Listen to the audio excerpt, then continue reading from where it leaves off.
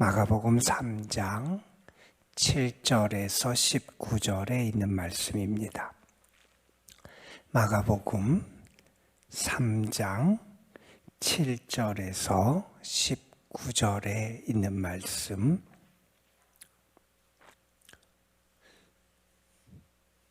오늘 우리에게 주시는 하나님의 말씀, 마가복음 3장 7절에서 19절 말씀, 우리 함께 한 목소리로 받들어 읽겠습니다.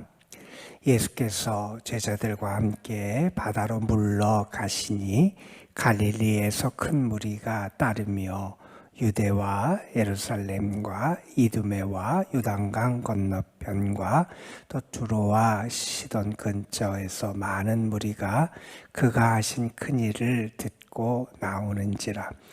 예수께서 무리가 에워싸미는 것을 피하기 위하여 작은 배를 대기하도록 제자들에게 명하셨으니 이는 많은 사람을 고치셨으므로 병으로 고생하는 자들이 예수를 만지고자 하여 몰려왔음이더라. 더러운 귀신들도 어느 때든지 예수를 보면 그 앞에 엎드려 부르짖어 이르되 당신은 하나님의 아들이니이다 하니 예수께서 자기를 나타내지 말라고 많이 경고하시니라. 또 산에 오르사 자기가 원하는 자들을 부르시니 나아온지라. 이에 12를 세우셨으니 이는 자기와 함께 있게 하시고 또 보내사 전도도 하며 귀신을 내쫓는 권능도 가지게 하려 하심이러라.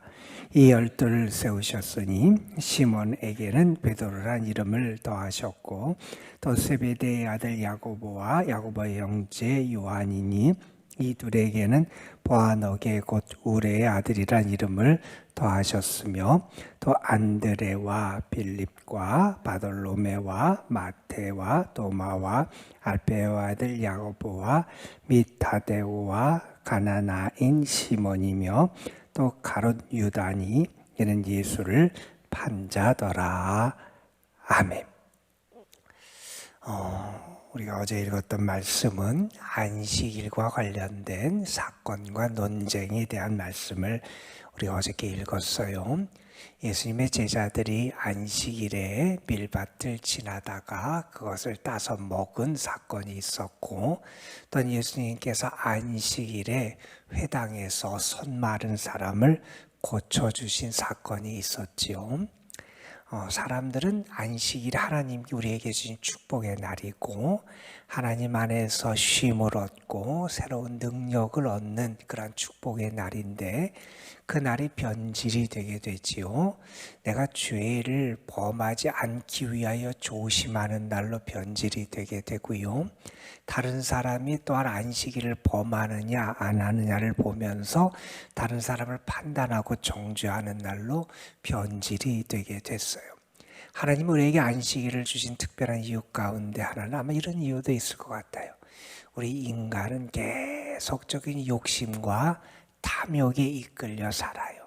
그래서 더 많이 얻고 더 많이 갖고 더 많이 누리기 위해서 쉬지 않고 일하기도 하고요. 또한 자기 수하에 있는 사람들이나 짐승들에게도 그렇게 다른 사람들을 부려서 쉬지 못하게 하는 그런 일이 있기 때문에 하나님은 그런 우리의 욕심과 탐욕을 멈추게 하시고 우리가 내 힘과 내 노력만으로 사는 게 아니라 하나님을 의지하고 하나님이 주시는 은혜로 내가 살아감을 다시 한번 기억하도록 하는 그런 의미도 안식일에 하나님 우리에게 덧붙여 주셨어요. 그 안식일의 본질이 훼손된 상황에서 예수님은 안식일은 우리가 생명을 얻는 날이고 하나님의 뜻 선을 행하는 날이고 우리가 하나님의 은혜 안에 머무는 날임을 다시 한번 가르쳐 주셨습니다.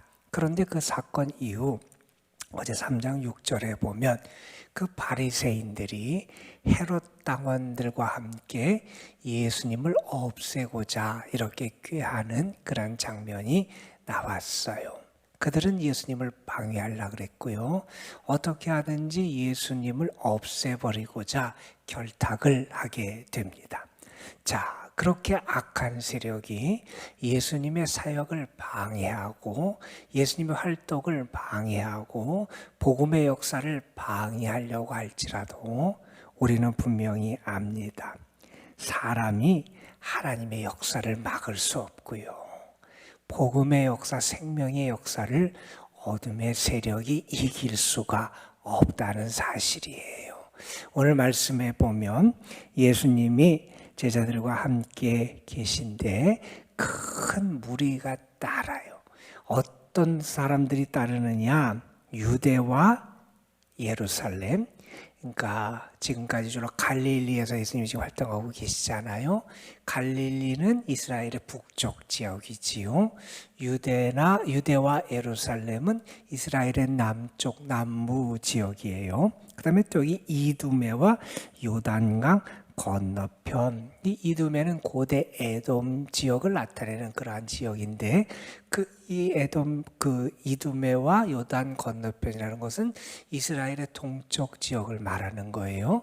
자, 그리고 여기 보면 또 두로와 시돈이라고 하는 나오게 나와요. 두로와 시돈은 이스라엘의 발서는 북쪽에 서쪽에 있는 그것이 이 두로와 시돈 지역이고요. 우리가 페니키아라고 하는 그 나라의 그 해안 도시가 이게 두로와 시돈인데 그 이스라엘 전 지역에서 그리고 이방 지역에서까지 수많은 사람이 예수님에게 몰려들어요. 그 사람들은 예수님을 방해하고 당시 바리새인들과 헤롯 당원들은 예수님의 활동을 방해하려고 그랬지만 수많은 무리들이 이렇게 예수님에게 나오게 된다는 거예요. 왜 나오게 됐느냐? 8절에 보면 이렇게 말합니다. 그가 하신 큰 일을 듣고 나왔다는 거예요. 예수님이 행하신 놀라운 역사들, 예수님이 행하신 놀라운 일들, 하나님의 일들을 그들이 듣고 주님께 나오게 되었다 하는 겁니다. 그래서 많은 무리들이 예수님을 따랐고요. 그 무리 가운데는 10절에 보면 병으로 고생하는 사람들도 있었고요. 또 11절에 보면 귀신 들려서 고통당하는 사람들도 있었고 이 수많은 사람들이 예수님 곁에 몰려드는 그러한 일이 여기에 나타나게 됩니다. 여러분 성경에 보면 메시아 시대를 나타내는 그러한 내용들이 구약 여러 곳에서 나와요. 메시아 시대는 이런 역사가 있다 하는 것을 설명하는 말씀들이 많이 나오는데 그 말씀들의 공통적으로 나오는 특징 가운데 하나는 뭐냐 하면 메시아 시대에는 이스라엘뿐만 아니라 열방, 이방이 하나님께 나오는 거예요. 이스라엘 모든 족속뿐만 아니라 이방 지역에도 복음의 빛이 비춰지고 그들이 하나님을 찾아 나오는 역사가 메시아 시대에 일어난다. 이렇게 우리에게 설명해 주는데 지금 예수님을 통해서 그런 역사가 나타나고 있는 거예요. 그래서 예수님이 진정한 메시아이심을 우리에게 보여주고 있는 거예요.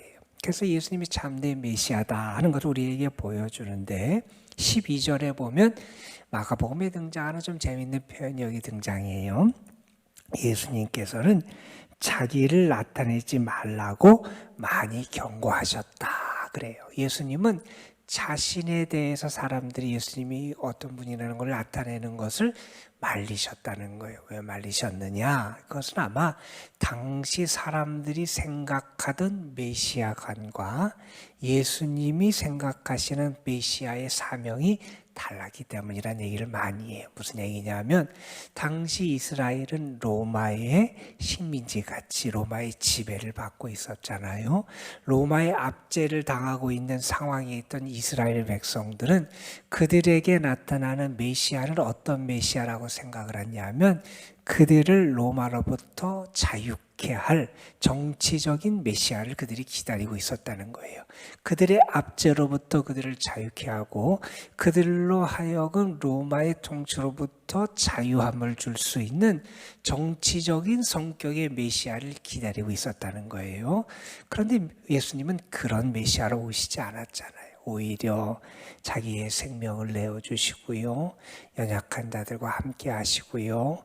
포로된 자, 그리고 병든 자, 그리고 얽매인 자들에게 참된 영적인 자유와 구원을 주시게 오신 분이 우리 주님이시잖아요. 그래서 예수님이 그런 사람들이 생각하는 정치적인 메시아로 예수님을 오해하지 않도록 그렇게 조심시키셨다. 이렇게 우리가 이해할 수 있을 거예요. 어쨌든 예수님의 그 사역을 통해서 많은 이들이 예수님께 나오게 됩니다. 아무리 그 당시에 다른 사람들이 방해하고 막으려고 해도 하나님의 나라의 구원의 역사, 복음의 역사는 그 모든 것을 뚫고 이렇게 놀랍게 나타나게 되더라 하는 것을 우리가 볼 수 있습니다. 그리고 그 다음에 등장하는 13절부터 19절 말씀은 예수님께서 우리가 아는 제자들 가운데 특별히 12명을 세우시는 그런 말씀이 여기 등장을 해요. 12이라고 하는 것은 이스라엘의 12지파를 나타내고요. 또한 12이라는 숫자는 완전수이기도 하고요. 그래서 새 이스라엘을 이끌어갈 예수님의 제자 12를 세우시는 이야기가 여기 나옵니다. 그런데 여기 말씀에 보면 이런 표현이 등장을 해요. 산에 오르사 자기가 원하는 자들을 부르시니 나온지라. 자, 그 제자들은 내가 예수님을 따르겠다, 내가 주님과 함께 하겠다, 내가 복음의 역사에 동참하겠다. 물론 자신의 결단도 있었지만 그 결단이 앞선 게 아니라는 거예요. 주님의 선택이었고 주님의 뜻과 주권적인 역사가 먼저였다는 거예요. 그래서 주님이 그들을 부르시고 택하셨다는 거예요. 여러분 성경에 보면 주님이 우리를 부르시고 하나님이 우리를 부르심에 대한 이야기들이 많이 나오지요. 주님이 우리를 왜 부르시느냐? 주님은 우리를 부르실 때 우리의 죄를 사해 주시기 위해서 부르세요. 우리에게 용서를 주시고 그래서 우리에게 참된 영생을 누리게 하시기 위해서 우리를 불러주시고요. 그걸 달리 말하면 주님이 우리를 불러주시는 큰 이유 가운데 하나는 우리가 하나님의 자녀가 되게 하시기 위해서 우리를 불러주신다는 거예요. 그리고 또한 성경에서 하나님이 혹은 주님이 우리를 부르시는 큰 이유 가운데 하나는 무엇이냐면 우리를 주의 일꾼 사명자 되게 하시기 위해서 부르실 때가 참 많이 있어요. 오늘 말씀도 예수님께서 12명의 특별한 사람들을 세우고 그들을 부르시는데 그 이유는 분명합니다. 그들을 예수님의 제자로 훈련시키고요. 그들로 하여금 주님의 일을 감당하는 일꾼, 사명자가 되게 하시기 위해서 그들을 불러 세우신 거지요. 여러분, 우리가 내가 주님의 부르심을 받았다라는 이 부르심의 사명을 깨닫게 되면 우리의 존재가 달라져요. 그리고 우리가 생각하고 기대하는 것 그 이상의 놀라운 역사를 이루는 존재가 될 수 있다는 거예요. 여러분 구약 성경에 보면 기드온이라는 사사가 등장해요.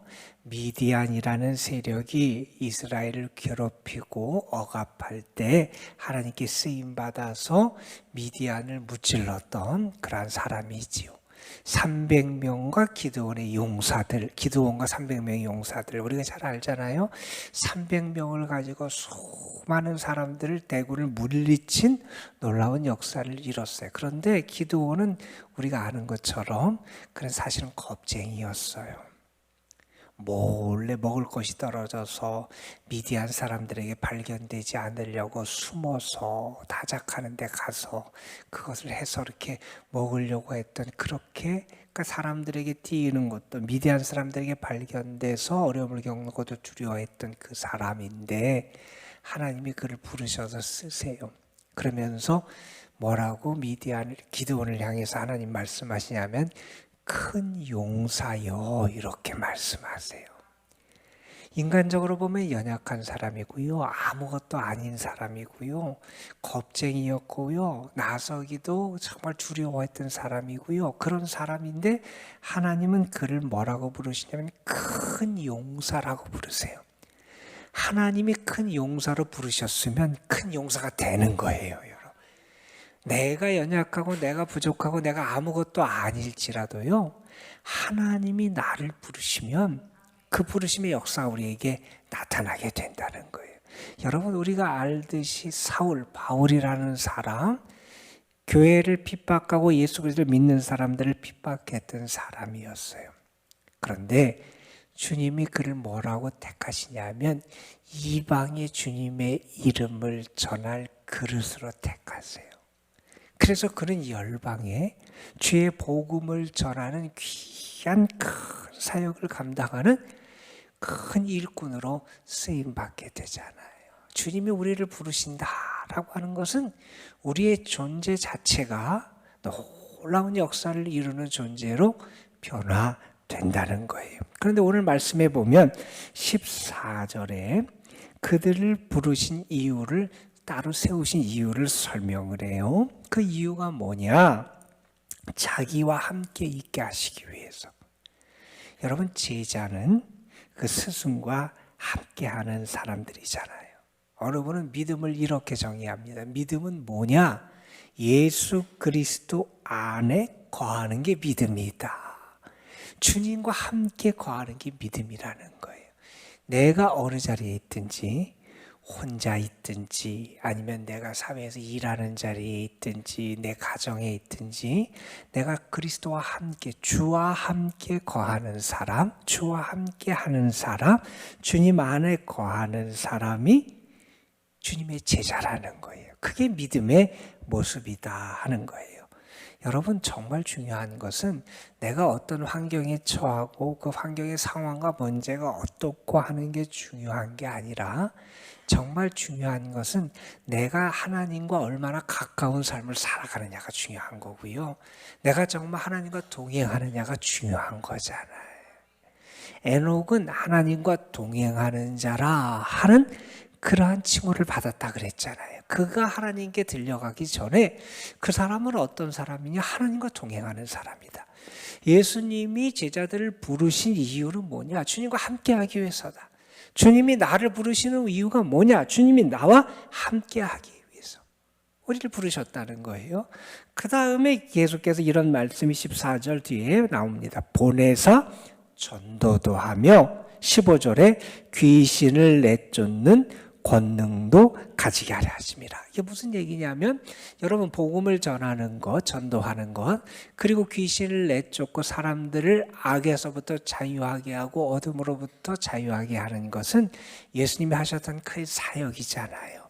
그 예수님이 하신 일을 계속해 하고 그 일을 이어가기 위해서 예수님 그의 제자들을 세우셨다는 거예요. 부르셨다는 거예요. 그래서 제자는 어떤 사람이냐? 주님의 일 사역을 이어가는 사람이 제자라는 거예요. 주님이 우리를 제자로 부르셨다면 우리가 해야 되는 일도 분명해요. 주님의 일을 계속하는 거예요. 어떤 일을 하느냐? 복음을 증거하는 일. 어둠에 갇힌 자들, 연약함에 사로잡힌 이들, 귀신에 사로잡힌 이들, 그들을 예수 그리스도의 이름과 능력으로 자유케 하는 그 주님의 그 귀한 사역을 우리가 이어갈 수 있어야 한다는 겁니다. 여러분, 우리에게도 그러한 사명이 있음을 우리가 기억해야 돼요. 자, 그 다음에 그 12명의 이름이 여기에 나와요. 시몬에게는 베드로란 이름을 더하셨고, 세베대의 아들 야고보와 요한에게는 보아너게 곧 우레의 아들이라는 이름을 더하셨고, 그 다음에 안드레부터 쭉 이렇게 12명의 이름이 나옵니다. 그 12명의 제자들을 특별히 세우셔서 주께서 그들과 함께하고 주의 사역을 감당하는 그런 부르심으로 그들을 불러주셨다 하는 거예요. 여러분, 바울이 로마서에서 이런 말씀을 합니다. 하나님의 은사와 부르심에는 후회하심이 없느니라, 이런 표현이 나와요. 하나님이 우리에게 베푸시는 은사, 하나님이 우리를 향한 부르심에는 후회하심이 없다는 거예요. 그러니까 하나님의 역사가 나타날 것이고 그 일을 통해서 하나님의 기대하시는 그런 열매들이 맺혀지게 될 거라는 거예요. 내가 예수님을 믿고 내가 선택한 게 아니라 주님이 우리를 선택해 주시고 주님이 우리를 불러주셨어요. 무엇을 위해서? 복음을 위해서, 복음의 역사를 위해서, 하나님의 나라의 역사를 위해서 우리가 그 안에 거하고 주님과 함께 거하고 그 주님의 일을 이어가도록 우리를 불러주신 그 사명을 다시 한번 우리가 깨닫게 하는 말씀이에요. 오늘 말씀을 보면서 우리는 다른 어떤 것보다 먼저 그러한 고백을 할 수 있었으면 좋겠어요. 내가 주의 부르심을 받았습니다. 주님이 나를 불러주셨습니다. 주님이 나를 택해 주셨습니다. 라고 하는 그러한 고백이 여러분에게 있기를 소망하고 주의 부르심을 받은 자다운 그런 삶의 열매와 능력과 그런 사명의 삶이 여러분에게 나타나는 복된 하루가 되시기를 주님의 이름으로 축복합니다. 기도하시겠습니다. 아버지 하나님, 예수님께서 많은 큰 일을 행하셔서 이스라엘 남부, 동부 또 이방 지역까지 주님에게 찾아 나오는 많은 사람들, 바리새인들, 헤롯 당원들이 예수님을 방해하고 예수님의 역사를 방해하려고 그랬지만 복음의 사역과 역사, 하나님의 일은 결코 그들이 막을 수 없었음을 우리에게 보여주는 말씀, 그리고 예수님께서 특별히 주님과 함께하고 주의 사역을 계속 이어나가기 위해서 주님의 제자들을 불러 세우신 그 말씀을 우리가 함께 묵상했습니다. 우리가 분명히 확신하기는 나는 부름받은 주님의 사람이고 주님이 나를 찾아와서 나를 선택해 주셨고 내가 주님을 택한 것이 아니라 나를 먼저 아시고 찾아와 주시고 부르시고 택하신 주님의 은혜가 우리에게 있음을 알게 하여 주옵시고 우리가 그러한 고백을 할 수 있도록 인도하여 주옵시며 우리의 삶을 통하여 주님이 제자들을 부르시고 세우신 목적 그대로 늘 주님과 함께하는 삶, 그리고 우리의 삶에서 주님이 우리에게 맡기신 사명, 주의 일을 계속해서 잘 감당하는 귀한 사명을 감당하는 저희의 삶이 될 수 있도록 인도하여 주옵소서. 우리가 그렇게 부르심에 순종하여 하나님의 나라의 복음의 사역을 감당할 때 어떤 악한 세력도 우리를 막을 수 없음을 믿습니다. 주님의 능력과 승리의 역사가 나타날 줄 믿습니다. 우리가 그런 확신을 가지고 오늘도 부르심에 순종하는 저희의 삶이 되게 하여 주옵소서. 특별히 우리의 모든 것이 예수 그리스도 안에 거하고 주님과 함께 살아가고 주를 위해 살아가는 참 신앙인의 삶이 우리에게 나타날 수 있도록 성령께서 우리를 인도하여 주옵소서. 아버지 하나님, 오늘도 저희들 주님 앞에 나와서 기도합니다. 내가 주님의 참된 제자가 되기 위해서 기도하고 또한 우리의 가정과 삶이 주와 함께하는 가정과 삶이 되기 위해서 기도하고 우리의 자녀 손들에게 주를 믿고 따라가는 주님의 제자의 삶이 나타나기 위해서 기도하고 또한 우리가 수고하며 애쓰는 일들을 위해 주의 도우심과 은혜가 함께하길 위해서 기도합니다. 그리고 우리의 교회가 주님의 놀라운 부르심의 사명을 감당하는 교회가 되도록 우리가 함께 한 마음으로 기도합니다. 아버지 하나님, 우리의 기도를 들으시고 응답해 주옵시며 특별히 우리 사랑하는 성도들 이 기도의 시간 우리를 찾아와 주시고 부르시고 우리의 간구에 귀를 기울이시고 우리에게 응답하시는 주님의 손길과 사랑을 경험하는 저희들 되게 하여 주시옵시고 오늘 하루를 넉넉히 이겨낼 수 있는 새로운 힘과 소망을 덧입게 하여 주옵소서. 아버지 하나님, 이 교회에 속한 모든 성도들 특별히 하나님 은혜 안에 품어 주시고 특별히 우리 연로하신 분들, 병약하고 병중에 있고 연약한 분들에게 더 큰 사랑과 평안과 능력을 더하여 주옵소서. 이 시간도 우리가 기도할 때 우리의 심령이 주님의 평안으로 채워지게 하여 주시고 하늘의 소망으로 채워지게 하여 주시고 주님이 우리에게 부어주시는 참된 기쁨이 가득하게 하여 주옵소서. 성령께서 우리 가운데 역사해 주실 줄 믿사옵고 우리 구주 예수 그리스도의 이름으로 기도드리옵나이다. 아멘.